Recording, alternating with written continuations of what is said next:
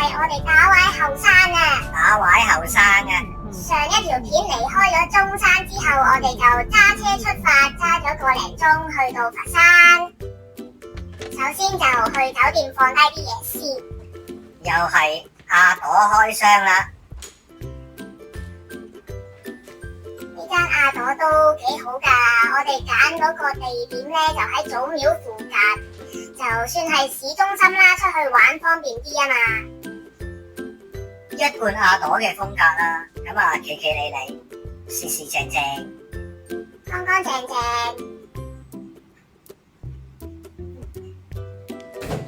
今次有智能馬桶啊！一起身佢就沖廁㗎啦，嚇死我啊！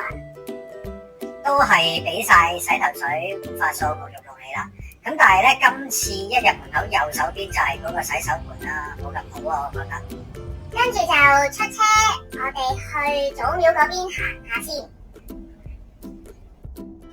頭先嗰度已經有街邊理髮啦喎，仲係好有廣州特色啊！係啊，揸車都唔係好遠嘅啫，酒店揸過去就10零分鐘啦。最緊要就係泊喺祖廟對面嗰個大停車場嗰度啊，方便啲啊，泊喺對面，一過條馬路就係啦。一過條馬路咧就係祖廟呢個位啦。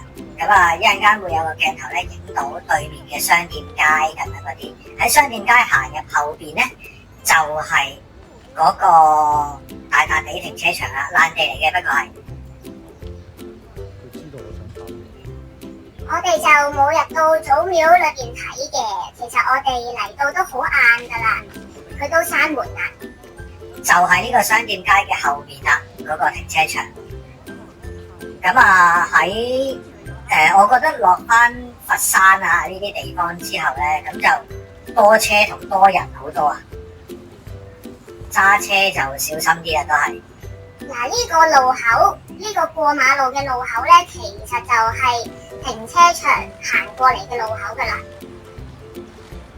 咁呢度就祖廟博物館個售票廳啦。過咗條馬路就即刻到咗呢個位噶啦，其實泊完車之後好方便嘅，所以如果泊爛地嘅話，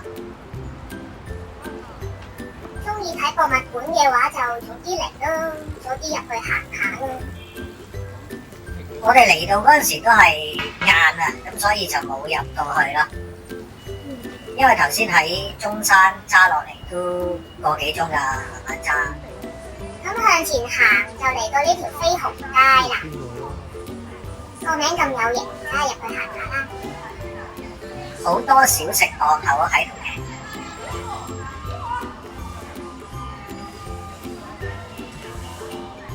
我哋嚟嘅時候咧，應該唔係內地假期，所以就唔係好多人。如果5·1應該好多人啊，呢啲位。我哋試咗呢個倫敦糕，其實佢就係白糖糕，但係佢唔酸嘅，佢係清清甜甜咁樣。好好食啊！呢個冇嗰陣酸臭味啊。新鮮咯，好明顯就 OK 㗎，幾厚㗎。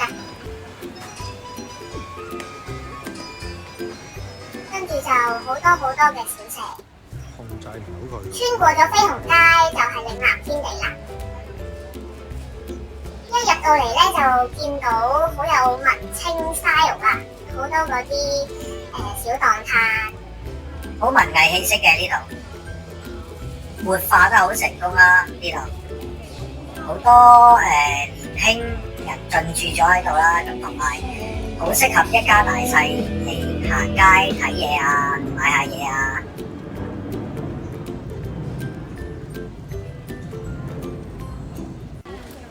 我哋以為就係得幾個檔口仔，但係越行就發現有越多檔口仔，一路行到街尾都仲有啊！好大啊呢度，咁啊可能如果嚟呢度嘅話，我諗大家要預留半日啊，起碼半日，咁啊起碼食到2餐，咁就可以玩盡呢個點啦。但係留意翻咧，唔係個個檔攤都可以俾你影相嘅，所以我哋都係離遠咁大致攝錄一下就算。同埋有啲其實可能係佢哋自己創作咧，未必想俾你拍攝到啦。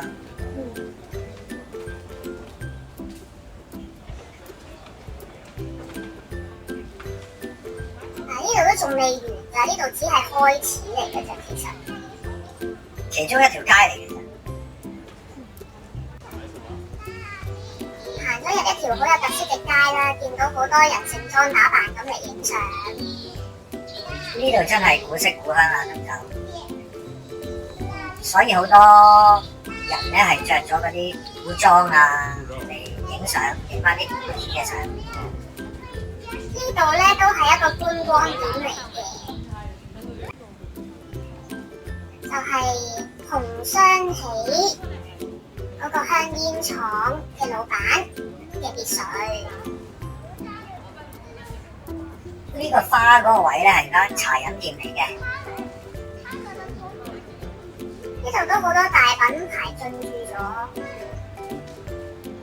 有無印良品啦。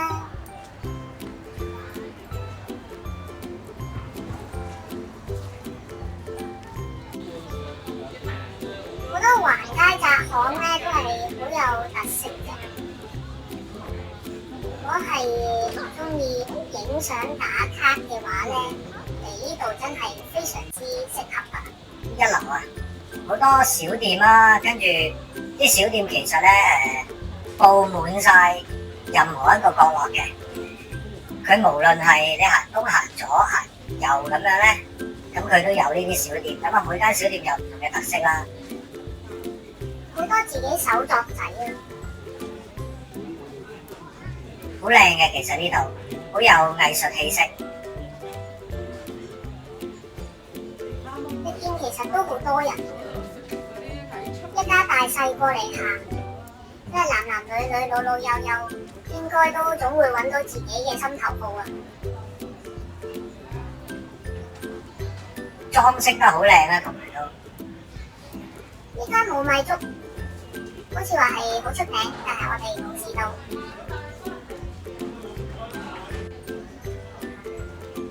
咁啊，沿住呢條街直行咧，咁其實嗰啲上面嗰啲燈籠咧，其實全部都係佢嘅裝飾啦。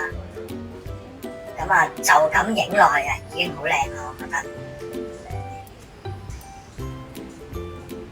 但係你睇，突然之間又會有人穿插出嚟㗎。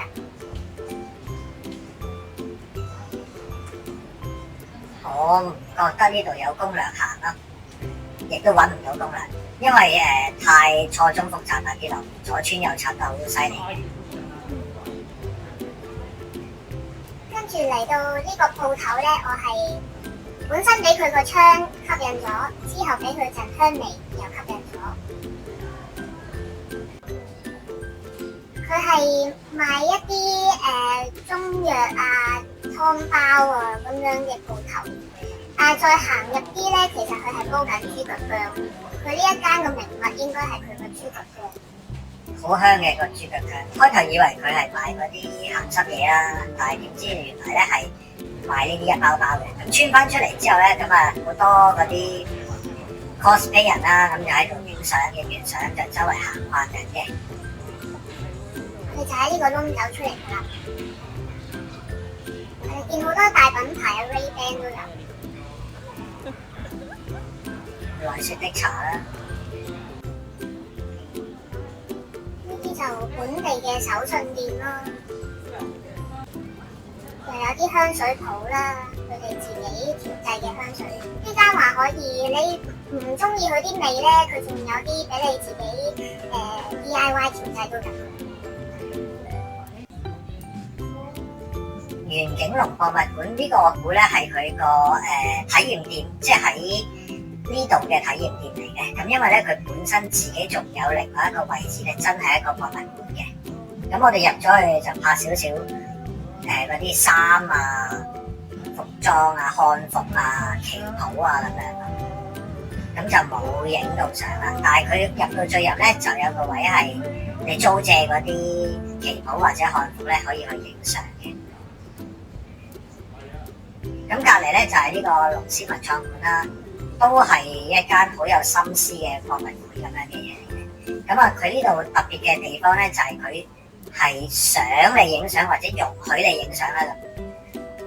咁佢每一個獅頭咧都做得好精緻嘅。咁啊，呢個就係三國時，即係佢食咗三國時期嗰個主題啦，趙雲啊、馬超啊、黃忠啊咁樣嗰啲啦，黑色嗰隻就係黃忠啦。好難得咧，可以咁近距離去欣賞呢啲獅頭、呢啲手作品。佢係畫得好仔細嘅，有啲咧原來上邊有亭台樓閣啊、小橋流水啊，啲風景畫畫晒上去。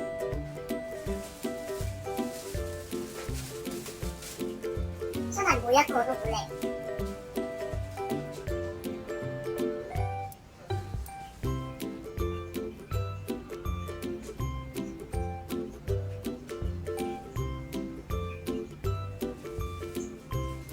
幾有氣勢。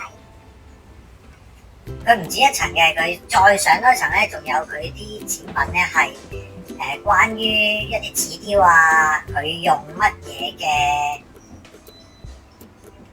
工具啊，同埋嗰啲線啊，佢介紹翻俾你睇嘅。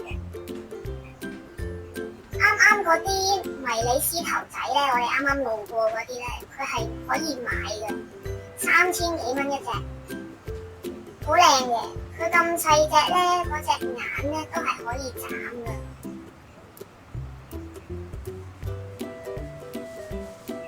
老式嘅屋頂啊！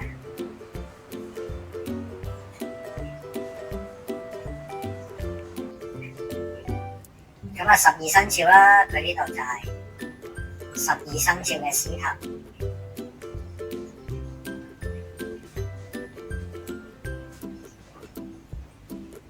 仲有整咗個龍頭喺度啦，好靚嘅整得，非常細緻所有嘢。呢個係佢以中國嘅城市做主題，就創作咗好多展紙，嗰啲工具擺喺度，大家睇下啦。非常值得嚟啊！呢間鋪頭，佢寫明係歡迎拍照嘅。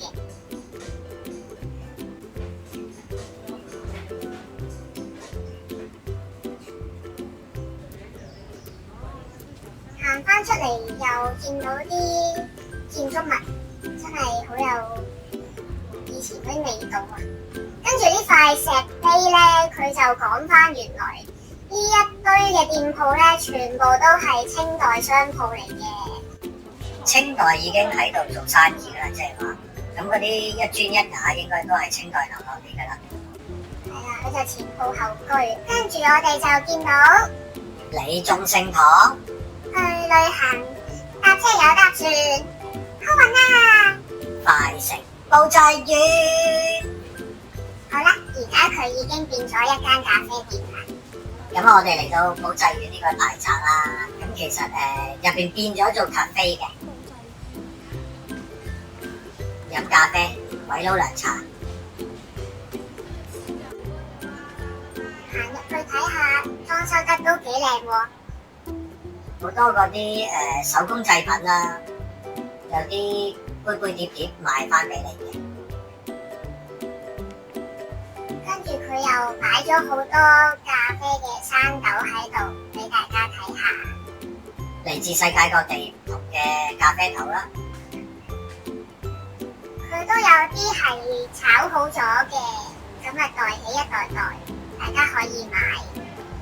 我有睇過價錢，大約就80幾蚊100 gram 啦，就一般咯，唔係特別平，唔係特別貴。咁呢度行入去可以入杯咖啡，佢都仲係圓弧濟細㗎，不過係冇咖啡咯。對面係蛙小鴨啦。跟住見到呢個雪糕，忍唔住衝埋去食翻杯。佢係專賣抹茶雪糕嘅。你見唔同嘅綠色咧，其實就係唔同嘅濃度。佢有分1、2、3、4號咁樣，數字越大就越濃。咁我哋就食咗一個3號，然後咧仲有個啡色係焙茶嚟嘅，因為店員話我哋嚟到已經好晏啦，唔好食咁濃啦。跟住揀咗間餐廳啦，班菜餐廳食飯嘅。咁點解揀呢間咧？係因為我見到個牌，咁啊寫住就佢啊，無煙餐廳，咁啊真係無煙餐廳嚟嘅。點解咧？係因為咧有第二台客入嚟嗰陣時咧話想食煙，咁咧店員咧要求佢係坐翻出去外邊露天嘅位置用餐。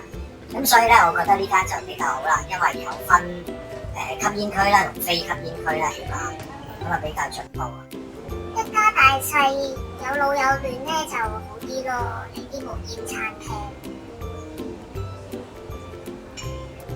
佢環境都幾靚啊，保留咗啲舊時嘅屋頂啦，樓底好高啊。一嚟到咧，服務生幫我哋沖咗壺茶嘅。咁我哋嗌咗個餐，第一樣嚟嘅係倫敦糕，大家千祈唔好似我咁心急，要等食完飯先好食，因為佢好甜嘅。呢條咧係泰達魚，好大條，但係佢得半條，佢上面有啲薑蓉擺喺度一齊蒸，鹹鹹地咁樣嘅。呢個唔係草，佢係咕嚕肉，係哈密瓜咕嚕肉，好脆噶喎都個咕嚕肉，同哈密瓜都好夾。呢個咧好有創意啊，我覺得點皮鴨下邊擺塊拿破崙蛋糕，仲要有芒果，出奇地係好夾嘅。啲鵝油咧仲滲透咗落個拿破崙度，出奇地真係好夾啊！最後送咗個甜品，甜品就一般啦，跟住食飽就再行多個圈。咁呢啲係宣傳啲粵曲嘅地方啦。搞掂咧，我哋就翻去洗衫啦。聽日咧，我哋就出車上肇慶。咁我哋下條片再見啦。拜拜。